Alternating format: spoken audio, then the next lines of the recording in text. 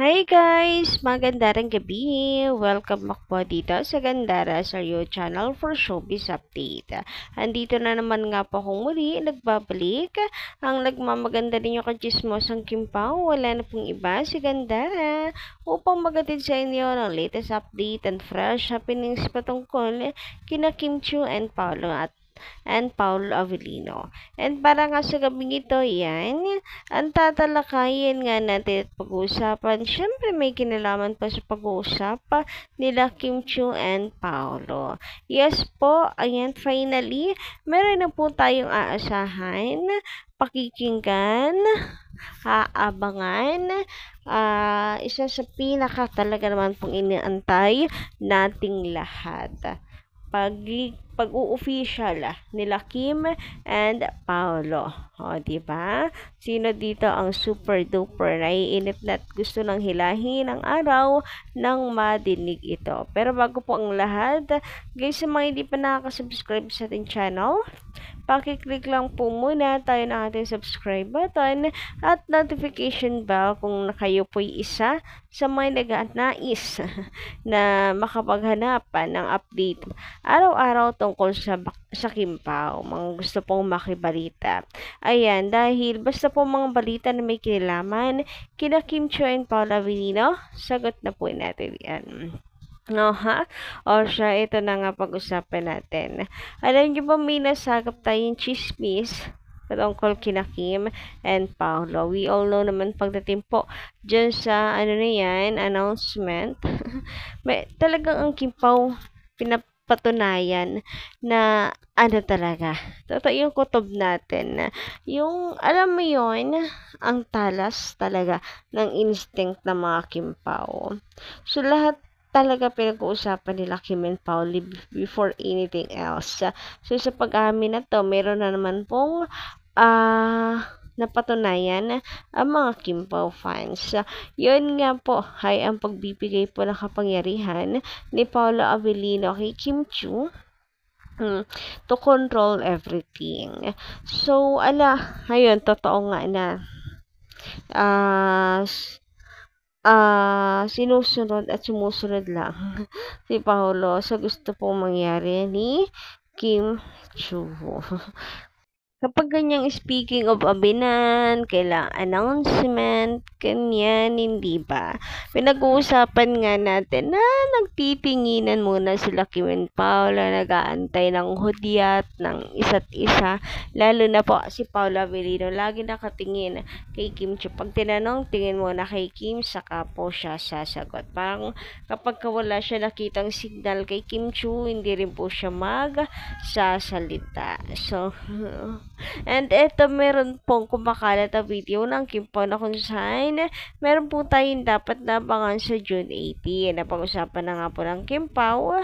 Ayan po na tayo po ay nai-excite ako dito. Anong aaminin ng Kimpaw at ilalabas na nga po nila. So, ang sarap po sa ears pakinggan po kahit mga boses ng talang Kimpaw, lalo na si Kim Chiu pa nagsasalita. Ang sarap po sa ears talaga. So, ano yung pinapagpaalam ni Paulo kay Kim? Pwede, dalawa lang po yan kung hindi po project. Special announcement about their relationship. So, yan lang naman po yung nakikita ko na maaari po nilang ipalabas at aminin sa lahat. And bakit next week pa kasi Pao? Pwede naman ngayon. And guys, doon sa pag-uusap na yun, maririnig ninyo na si Paulo Avellino ay nagtatanong kay Kim Chiu kung okay lang sa kanya or kailan na ni Kim Chiu siya magsasalita. So, si Kim lang talaga yung iniintay. Ngayon, may hudyat na. Galing po kay Kim Chiu. Finally naman. And ayun, next week na pong next week na yung pag-uusapan, guys. Sobrang hindi ko na rin maintindihan yung akin pong nararamdaman. Sobra yung emosyon ko, guys. As in, kinikilig na excitement, na kinakabahan. Wala, halos lahok-lahok na this. Samantala, narito naman yung reaction. Ay, panoorin nga muna natin yung video. Kimi? Diyan ka? Bakit?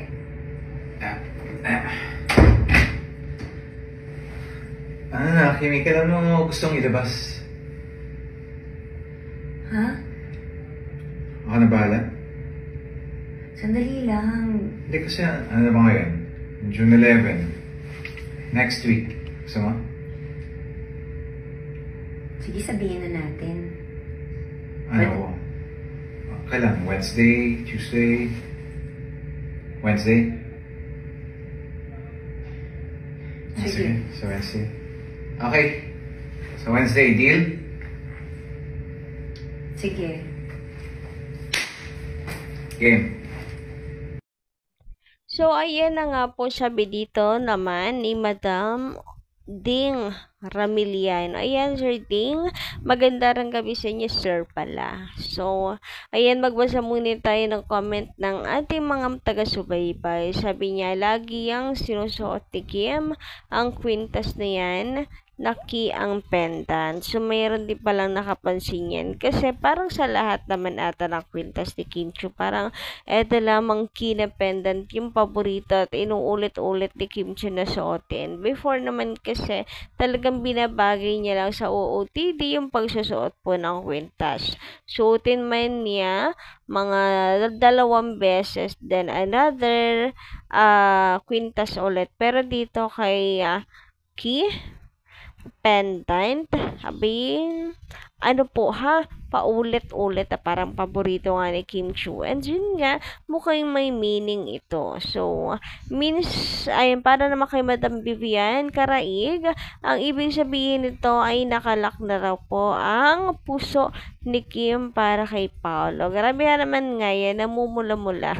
Puro puso. So, ayan, nakalak na daw po ang puso ni Kim Chiu kay Paolo Avellino.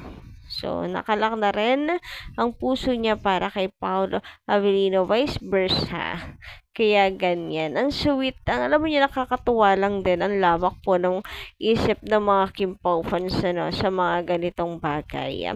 Ayan. Nako, good luck na lang po talaga sa atin. Baka bigla na lang hindi suotin ni Kim. Guys, ito yung natin, senyales, mga signs. Pag hindi na yan sinuot ni Kim Chiu, ibig sabihin, alam niyang nabubuko na natin siya. Huy, charot lang.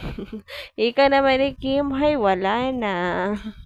Nag-gets pa rin talaga. Charot, ang tatalino kasi talaga ng mga Kim Pao fans.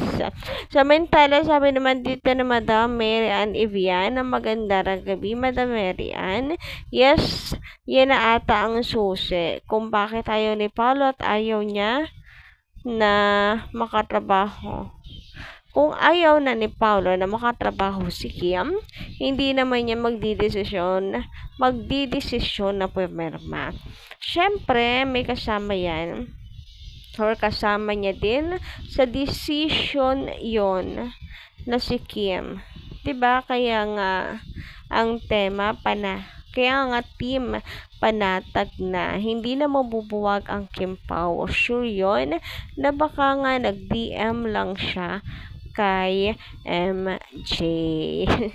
Grabehan nga talaga yon. So, wala kasing parang gasinong ganyan about po sa ganito pala yung epekto, nabubuang na yung mga fans. Walang kasi yung update. Lalo na kay Paolo Avellino, yung contract signing niya. Grabe, ang tahimik. Wala tuloy akong masoko na tattoo. Charot lang. Naghahanap ako ng tattoo. Baka mamaya nakatattoo na sa kanyang mga balat ang pangalan ni Kimberly. Huy, grabehan yun. Anyway, yun, ganun pala yung epekto kapag walang gasino tayo nakikitang ayuda sa bubuang ng mga fans, lumalawak po yung atin pong utak at isipan. Samantala, sabi naman dito ni Madam Lourdes Avila, ewan ba dyan kay Paolo, hindi malaman kung ano ang nasa isip. or ang nasa isip niya. O baka may gustong makaparehang iba katulad ni Catherine Bernardo. Dapat si Kim lang makapareha niya, wala ng iba.